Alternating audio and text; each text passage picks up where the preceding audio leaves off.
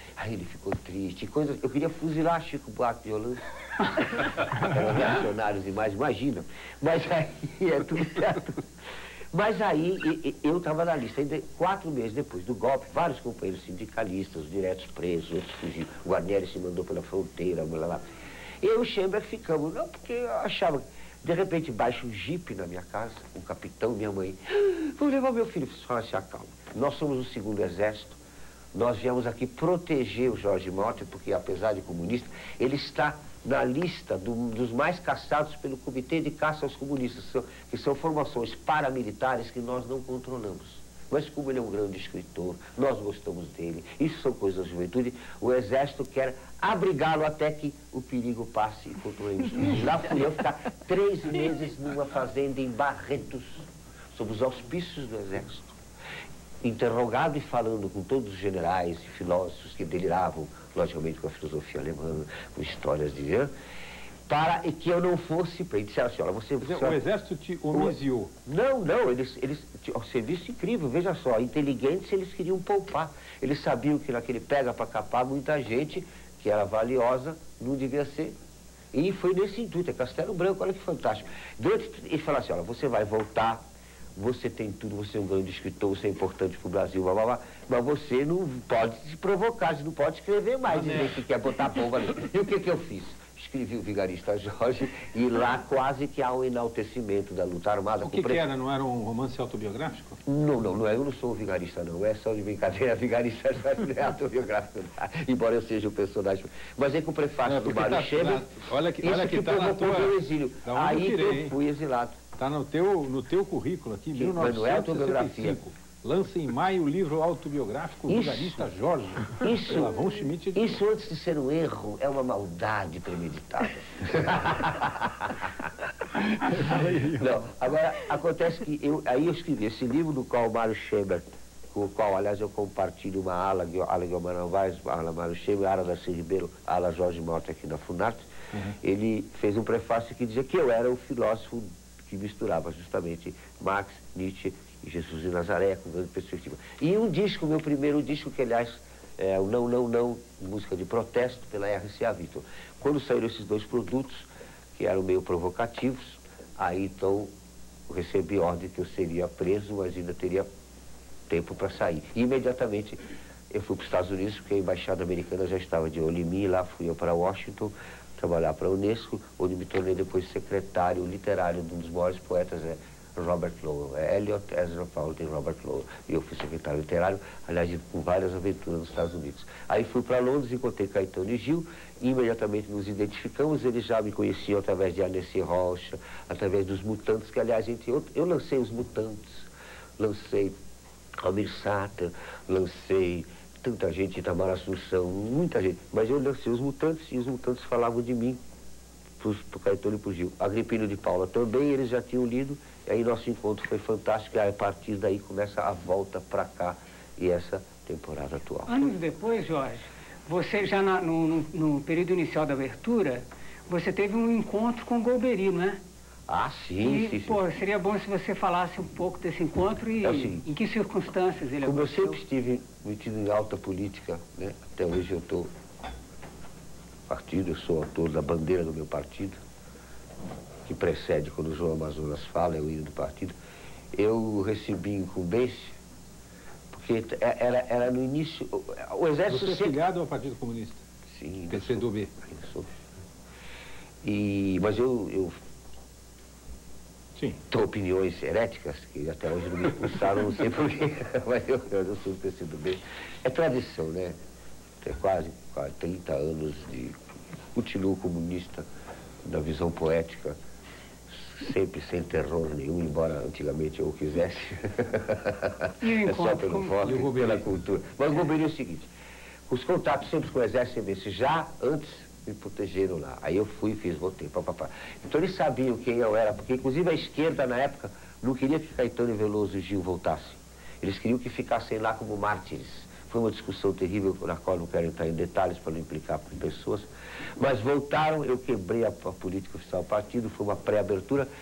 Mas quando Figueiredo estava para a abertura, ninguém queria acreditar, nem o próprio Partido Comunista. Então vieram me procurar, do SNI, e ao mesmo tempo a esquerda toda, a minha amiga Dulce Maia, que foi a mais torturada das guerrilheiras da célula do Mário Scheber, que é minha amicíssima, a filha do outro assassinado, enfim, da Celiberti. E a questão é a seguinte, que os crimes de sangue não estavam incluídos na anistia. Tinha uma rixa seguinte, mas matou soldado, não pode, o outro matou guerrilheiro, então... mas isso já é uma desculpa, porque isso foi o motivo pelo qual fui ver o Golbery para acertar essa questão do... Mas, na verdade, ele queria saber quem era eu, que ele já me conhecia há muito tempo, que ele já tinha lido desde aquela antiguidade lá, antes do golpe e tudo, seguia. Ele era um literato, me admirava, mas o que mais ele queria era essa minha influência com Caetano e Gil, com toda a inteligência que eu ainda tenho. Eu tenho um quórum grande entre os artistas, até os racionais mandam recados para mim, muito obrigado, Jardim Ângela. E para provocar a abertura.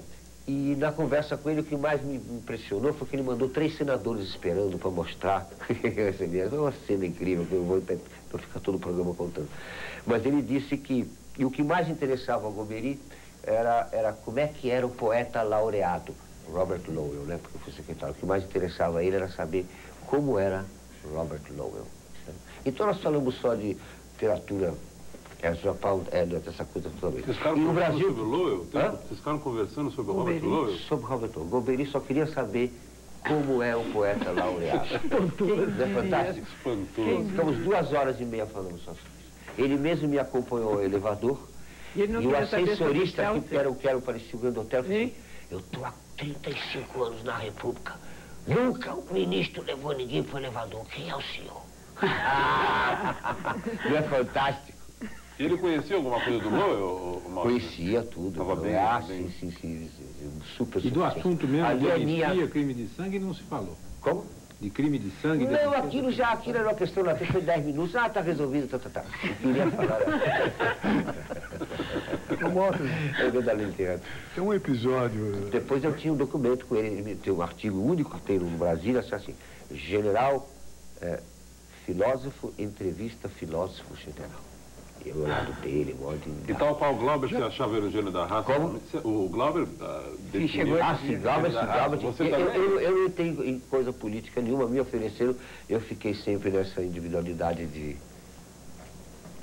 Já que você está falando em política, você protagonizou uma encenação da Revolução Francesa na Praça Charles Mille, e para meu estupor você fez Robespierre. Maximiliano de Robespierre, sim. Que é uma pessoa que, você me permite, se ele te conhecesse, ele não teria possivelmente grande simpatia por você, fala a verdade. Então, olha, em parte, você tem razão, José. Eu acho que uns 2 dias com o Incorruptível você teria sérios problemas. Né? É verdade. Desse lado ele tem razão. Mas já é Maximiliano de Robespierre por um único motivo. Porque eu sempre realço, como dizia Adam Smith, a riqueza das nações é a cultura dos seus povos. E Maximiliano de Robespierre foi uma espécie de Lenine, professores armados impondo educação na marra a um povo que não quer estudar. Então ele mesmo dizia, que a revolução principal para Robespierre eram aulas em praça pública. Então ele dava aulas dia e noite. Mas você na Revolução Francesa, você seria mais o Danton? Eu acho que sim, seria mais o Danton. mas o que mais importante é que ele era professor. Então ele dizia assim, que o Comitê de Instrução Pública está acima até mesmo do Comitê de Salvação Pública. Isso que eu gostava, imagina. É porque assim, para o Brasil destina em cultura 0, alguma coisa, né? Na Áustria, 7%. No meu governo, 30% seria para a cultura. Mas por causa disso que eu gostava do Robespierre. Instrução pública. Você tinha desafetos que você condenava à morte, você e o Aguilar, no Dante, né? Esse é o céu. Você está revelando coisas terríveis. O partido era radical. Ele mediava entre fuzilamentos ou guilhotina. Tinha uma frase, um paredão em cada quarteirão, uma guilhotina em cada esquina. Mas depois... Ô, Martin, você lembrou aí a sua ascendência austríaca? Sim. E aí agora, com a ascensão do Georg Haider, o neonazismo representado, né, no parlamento austríaco, essa confusão toda que surgiu com a ascensão da extrema-direita, fala-se muito da Áustria como o ninho, né, dos ovos da serpente, né, dado Hitler. Você acredita nisso ou é uma grande bobagem? Estou falando isso porque você tem sempre um discurso muito preocupado com essa coisa de nazismo, neonazismo, ascendência austríaca. Aí agora surge lá de novo a primeira coisa representativa politicamente, depois dos movimentos neonazistas, a ascensão de um sujeito como Haider. Perfeito. A Áustria merece ter essa fama de ninharo de ovos de serpente ou é bobagem isso? A Áustria os ancestrais de George Malta estão lá, também de Sigmund Freud. Mas é inegável que também Adolf Hitler também é de lá. Eu estive lá, quando o Collor de Mello foi eleito, eu passei 8 meses lá, fiz um disco Pedra Bruta lá, e a própria esquerda ecológica lá, lindos loirinhos e loirinhos, cabelo comprido, eles diziam assim inocentemente, um dia, em breve, vai haver uma estátua de Hitler aqui, como Napoleão Bonaparte, a história perdoa. Eu já levei um susto. Aí no dia em que eu levei 2 amigas negras, do consulado brasileiro, no estúdio, eles não apertaram a mão delas. não apertaram. Eu fiquei assim, aí um tradutor do meu livro, um cara genial que traduziu de graça um livro meu, disse assim, você não sabe, aqui, em certos bares, à noite, se levanta uma pessoa e diz, é por isso e por aquilo que tudo está aqui, e o baixinho tinha que voltar. Imenso. Eu comprei um livro do Martin Bormann, da secretária. Aí me sentei, aí o chofer de lado olhou assim, oi, jetzt kommen die guten Bücher aus. Ah, sim, agora estão saindo os bons livros. Eu falei assim, não, eu comprei isso aqui porque eu sou do Brasil. Quanto mais eu falava, mais era como... É assim. Eu fiz um show em que eu faço a piada, a turma me aplaudindo, aquela moça, animal, assim.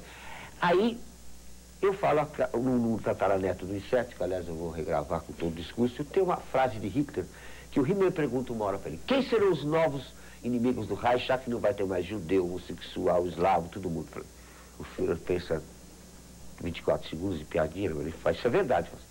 Serão os estranhos, os diferentes e os humoristas. Quando eu falei, houve um gelo na plateia.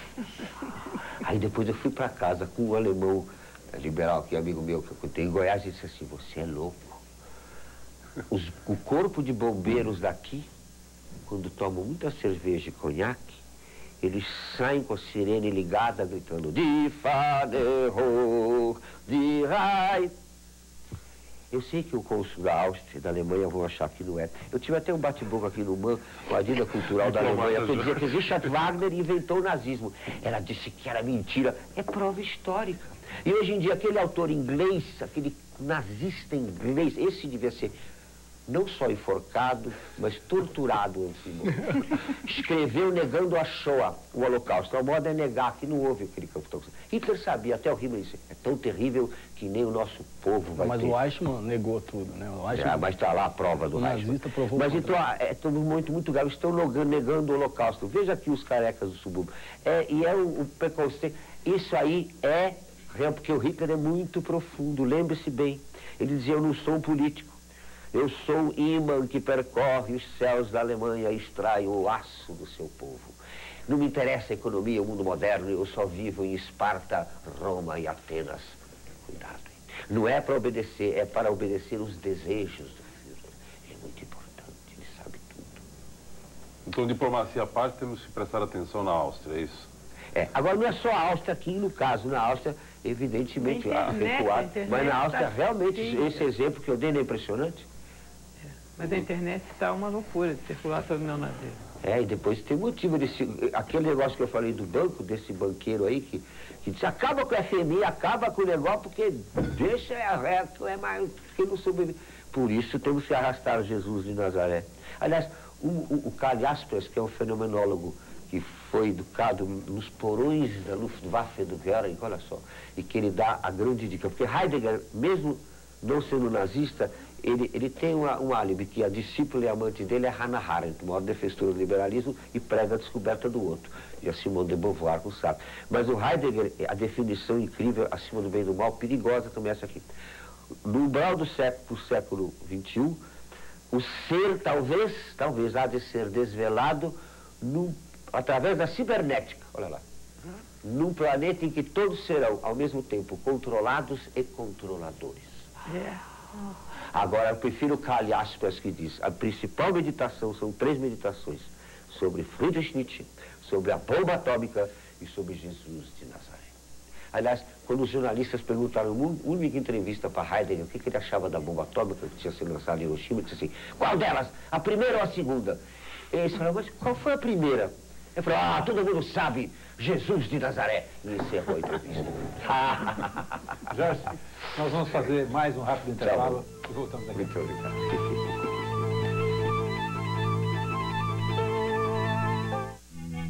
É uma rotina estressante. O dia todo fotografando modelos, mulheres lindas, deslumbrantes.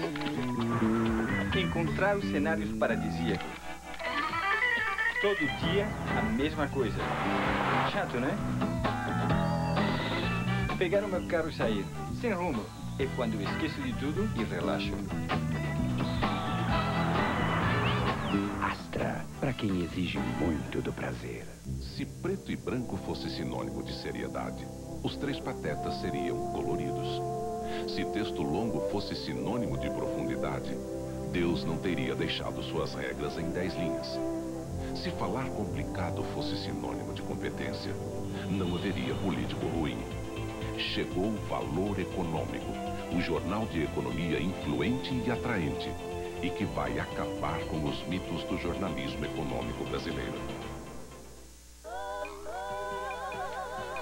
Pai, tá chegando? Não, ainda não tá chegando, não.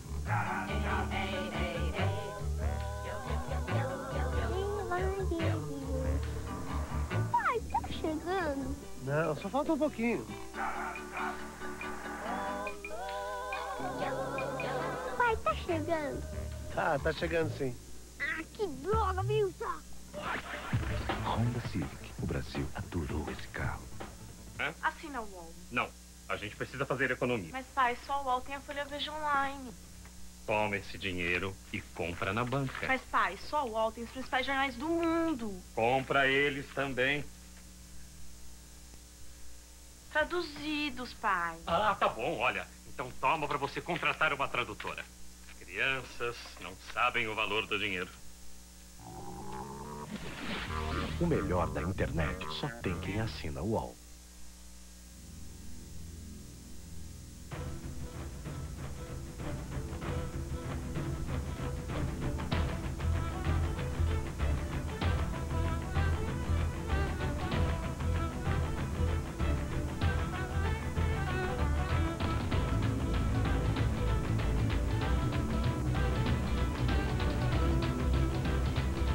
Estadão. Coragem de fazer o melhor jornal do país.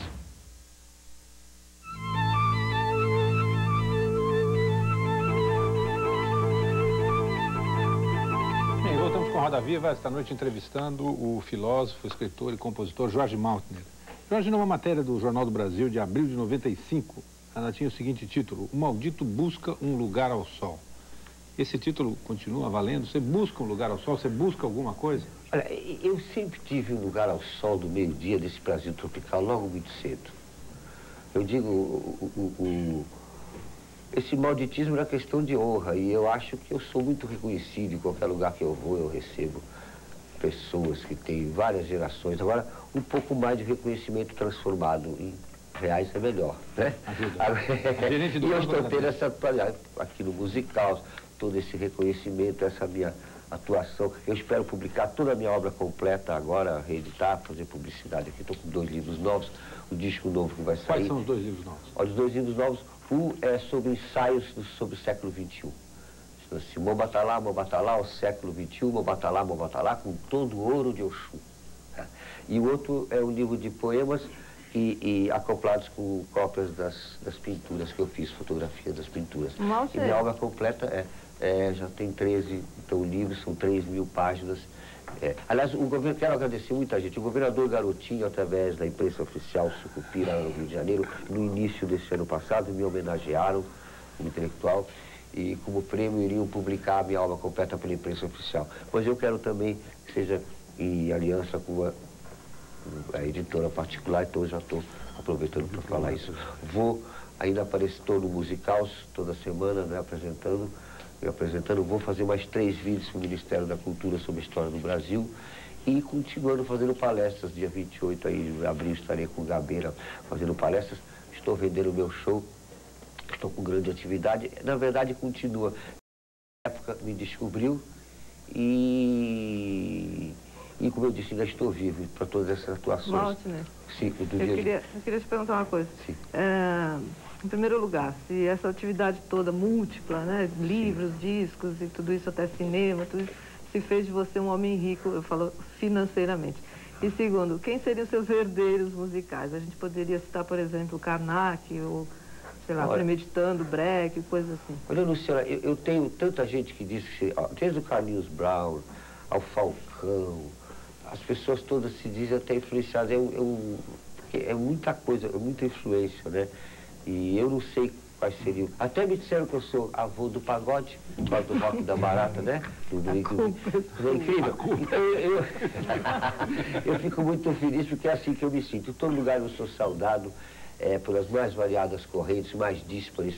Eu vou do PCdoB ao presidente Fernando Henrique, de Collor de Mello a Enéas. Eu vou dos Racionais a Aguinaldo Timóteo. Aqui é o leque da democracia. Só não entro nazistas. Sim, agora... Agora, realmente, nesse sentido, eu sou... Essa diplomacia que o Ricardo Soares se referiu, é nesse sentido porque eu compreendo cada um, eu não vou chegar e julgar, porque é um pensador que faz. Um troco, como perguntou. Sim, deu pagar um troco. E se não estou rico, é culpa não, responsabilidade exclusiva minha deste boêmio arraigado que gastou tudo. Meu pai já me educava, assim, filho, estou duro, vamos fazer a Erech Mehule. Erech Mehule, em antigo Yiddish, é a festa final. E lá íamos e gastávamos no melhor restaurante. Se o pai educa o filho pro Erech Mehule, então o que vocês querem? Mas dessa vez eu vou também guardar. Depois era o seguinte, como do Partido Comunista. Eu me lembro muito bem, eu vou falar o nome que ele vai ficar lembrando assim. Pra que dinheiro? Nós vamos tomar o poder, a gente pega aquela máquina e imprime. Como eu me arrependo. Mas tem ainda 50 anos de casa. Aliás, a China que diz, tornar-se rico é glorioso, então continua. Você se mantém idêntico mais ou menos ao que, mais ou menos não, exatamente ao que você era anos atrás. Certo. Então essa marginalidade voluntária... Voluntária. Se paga um preço por isso. Se paga um preço. Aqui você teve que renunciar. Qual foi o preço que você pagou? Para se manter incólume, para se manter idêntico, digamos. O preço que eu pago, que foi igual. Eu tive o máximo de tempo sempre para mim mesmo. Eu sou um dos artistas que mais tem tempo para o devaneio filosófico. Livre. Pode ser até, às vezes, até Gilberto Gil disse assim, você é um mandarim, você é um luxuoso, isso é coisa de... Não é. É existencialismo mesmo. É fazer o que a gente gosta e não é tão... O Maciel disse assim, Jorge Malta é um santo. A Ruth, minha esposa, disse, você é quase um santo. Que nada, eu sou quase um demônio, pô. Então não tem... Isso não... É porque é mais gostoso. Veja bem, estou bem vestido, estou saudável, estou sem mesa, faço Shaolin, estou rindo aqui, cercado de amigos. Todo lugar que eu vou, eu como bem, eu passo bem, é só risada. É a felicidade. Eu só falta um dinheiro e ainda consigo pagar o aluguel com a ajuda dos meus amigos. Aliás, eu quero citar os meus amigos. Gilberto Gil, que me deu o violino. Caetano Veloso, que estará sempre no meu coração. Todos os outros que eu já falei, Paulo Bonfim. Atualmente, Washington Cavalcante, meu mecenas, e Luiz Carlos Pinto. E também nem meus livros eu tenho. Quem entregou os livros aqui para a coleção? Um autor que não tem nem os próprios livros, hein? Ou é charme, ou é realidade louca. Então eu agradeço ao Jorge, que é o Caí lá do Rio de Janeiro, e a tanta gente que eu esqueço aqui, a quem eu devo assim a vida. Então, eu acho que, imagina, estar aqui no Roda Viva é uma consagração no sentido de poder. O próprio Georgette vai fazer um longa, curta-metragem, documentário de 50 minutos sobre o que aconteceu na década de 50 a 60, na qual eu tenho o papel, Roberto Piva, Cláudio Viller, e aqui do Brasil, de São Paulo é que se desencadeou, desta São Paulo maravilhosa, a terceira cidade do planeta, que precisa limpar a Câmara de Vereadores, é que partiu a cultura nacional. Carlos Renan. Uma vez, a propósito dessa relação entre liberdade e a sua marginalidade, porque uma vez eu estava conversando com o Gil, e estávamos falando de você, e aí ele virou e falou, mas eu não sou um homem livre. É verdade. Eu não sou um homem livre. Tá bom. Aí imediatamente, né, a sua imagem veio à minha mente. Né? No começo do Roda Viva, você deu duas definições da sua literatura. Você dizia que como Dostoiévski, você escrevia para não se tornar um assassino. E libertar dos demônios. Ou para se livrar dos demônios. E dos demônios e do litoral. E também falou da literatura de fluxo como método. Isso. Eu queria saber o seguinte, na sua época, quando você surgiu, o que influenciava os intelectuais de 18 anos, de 21 anos, eram os beatniks. Como você não se contaminou com a literatura beatnik? Não. Inclusive eu vi mal entendido como aqui, porque eu sou fruto totalmente de literatura europeia, né? Heinrich Heine. Kerouac, você não leu antes do Deus da Chuva e da Morte? Quem? Kerouac, Jack Kerouac. Não li.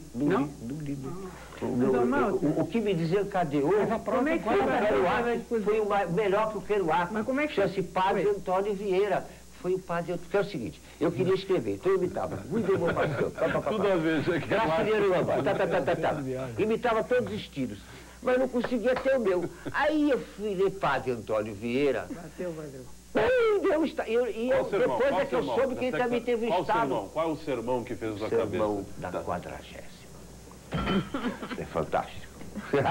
Há uma ligação de Alcácer Quibir e de sebastianismo diretamente ligado. Mas é verdade, aquilo não é gogorismo barroquino, é da mais alta atualidade. Lá tem tudo. Como ele diz, nem tanto ao mar, nem tanto à terra, ele vai além do mar e além da terra, mas proclama isso. Ele é tudo. Mas os surrealistas você tem alguma coisa dele? Sim, não, claro. Mas o que mais me impressiona, além de Dostoiévski, Gogol, os clássicos, eu li toda a literatura clássica, foram naturalmente os existencialistas. Foi Jean-Paul Sartre. E os poetas? O que você lê hoje? E José Lins do Rego, Jorge Amado. José Lins do Rego e Castro Alves. Hein, Maltner? O que é que você lê hoje? Fernando Pessoa, cara. O que eu leio? Eu leio estes mesmos e esses autores mesmos, de leio muita coisa nova que chega, mas o que eu leio mesmo por prazer é isso. E leio Nietzsche, né, o Zaratustra, mas leio sempre Mircea Eliade. Esse eu recomendaria a todo mundo, Mircea Eliade, especialmente de sua obra imortal, A História das Ideias e Crenças Religiosas, desde a religião do Homem das Cavernas, e o último volume, o terceiro, são as religiões ateias, de Marx, Nietzsche e Freud. Maltner, qual é o seu melhor livro, na sua opinião? Você falou que vão publicar suas obras completas, e eu queria saber, segundo o criador, qual é a criatura preferida?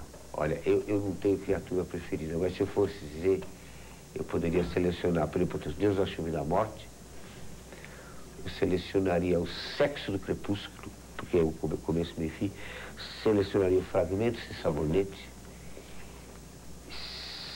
selecionaria o Miséria Dourada. Personagem de todos, né? Eu sou personagem. Personagem de todos, isso eu acho sensacional. Despudoradamente Jorge, então apenas J. Ponto. É como nos sonhos, né? Você é um usuário da internet? Perdão?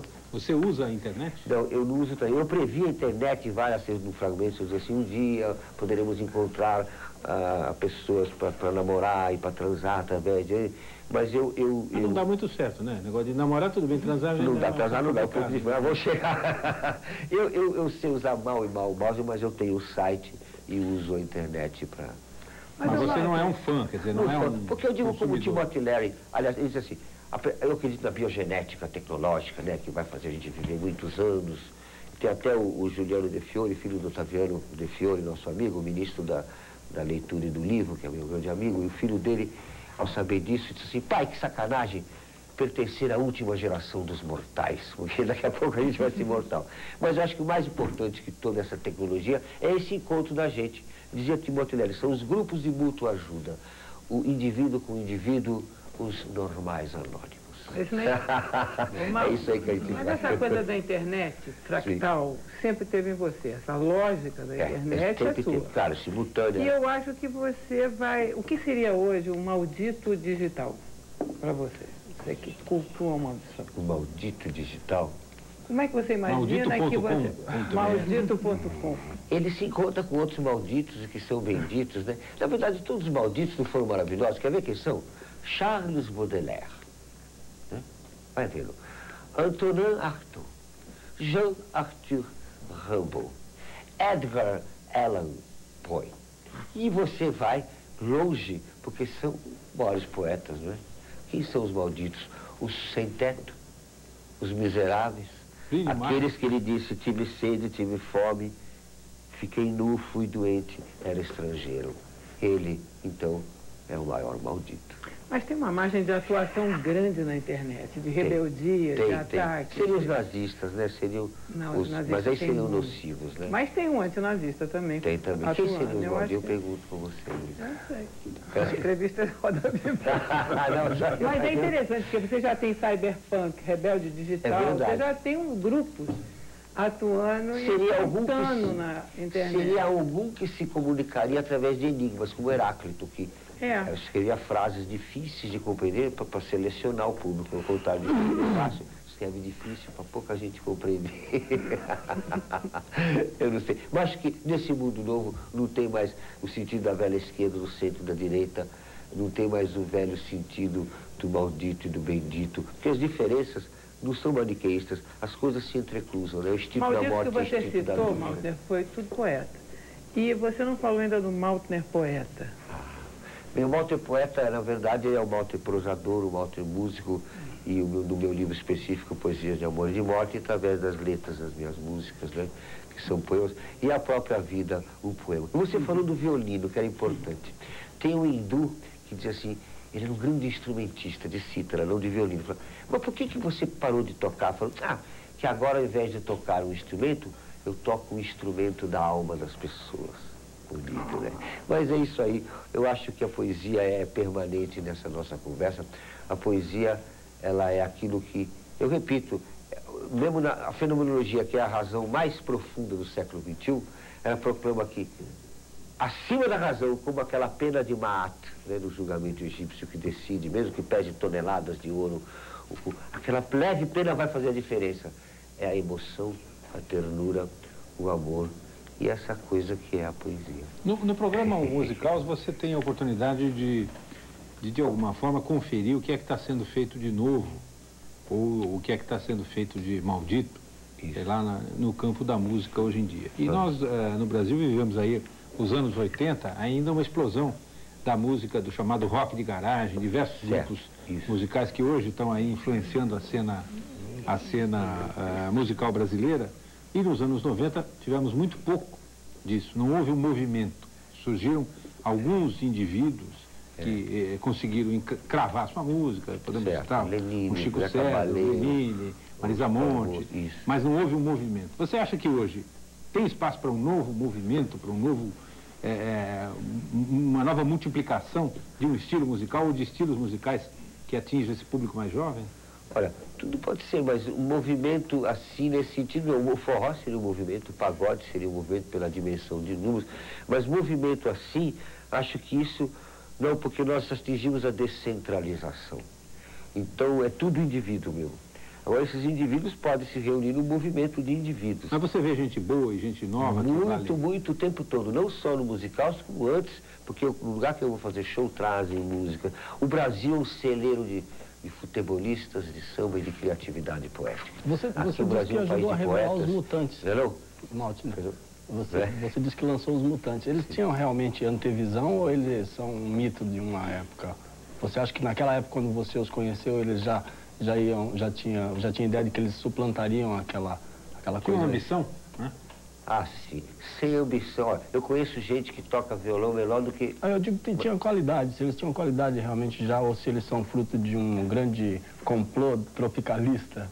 Você, o Caetano e as pessoas que os ciceronearam durante os tempos. Depende de quem vai responder, o diplomata ou o anarquista? Quem que vai responder o diplomata? Sem comentários. É o seguinte, eu acho que sempre há um intercâmbio. Eles sempre foram muito talentosos. E eu lembro que a única coisa que eu posso dizer a respeito é que o pai da Rita Lee não queria que ela entrasse nesse negócio da música popular. Ele era dentista. Aí foi Gil, pessoalmente na casa dele, convencer que a filha era uma grande artista. Aí ele concedeu e aí aconteceram os Mutantes. E aí ela fez Ovelha Negra. Exatamente. Mas na época já eles cantavam. Eu acho que sim.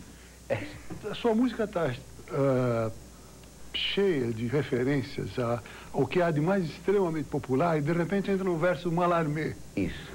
Isso às vezes se torna irresistivelmente cômico, principalmente quando você canta. Certo. Com a sua voz de cabaré, como você chama. Você explora essa vertente, é um fator seu de criação, esse quase humorismo das suas letras, por causa dessa contradição entre Zaratustra e uma coisa popular e tal? Na verdade, um dia o Chico Anísio disse assim, você é um dos maiores humoristas do mundo. Isso. Eu sou humorista, eu faço eles rirem. Cachorro Louco é uma das coisas mais engraçadas que eu já ouvi na minha vida. Humor, claro. A quinta essência da filosofia é a piada. Aquele rabino que tinha levado a lamúria quintessência da arte. Ou então outro rabino que contava tantas piadas, cada piada que ele contava, ele provocava mais de 20 pogroms. Então, ou então aquela última piada do rabino, que ele está morrendo, e as pessoas estão na cabeceira para ouvir a última palavra do rabino, fazem fila, aquele quarteirão, falam, o que é a vida? Ele, a vida é como uma xícara de chá. Ai, a vida é como uma xícara de chá. Aí o último perguntou, mas por que a vida é como uma xícara de chá? E a pergunta volta, mas Rabino, por que a vida é como uma xícara de chá? Ele fala, ah, tá bom. Então, a vida não é como uma xícara de chá. Entendeu? É isso aí. Mas faz parte isso aí. E também de uma vontade brechtiana, como eu disse, a minha música, a minha obra, tudo foi e é e será, seria, está sendo para a revolução cultural. Antigamente, essa revolução cultural era a revolução bolchevique, trotskista, armada, mas não se fazia música para fazer música. Como o Glauber, que é meu amigo, disse, eu faço cinema na hora da ação, câmera na mão. Era tudo para tomar o poder, tumultuar o ambiente e construir um mundo novo, sim, senhor. Nós éramos revolucionários. A arte aqui, para mim, era utensílio para a revolução. E agora é uma revolução que abrangia tudo, né? O comportamento humano, a igualdade, o fim da injustiça, aí essas coisas todas. Nós erramos porque quisemos impor isto com metralhadora na mão. Como Robespierre, como Lenine, como todo mundo, por melhor que seja, nós fizemos.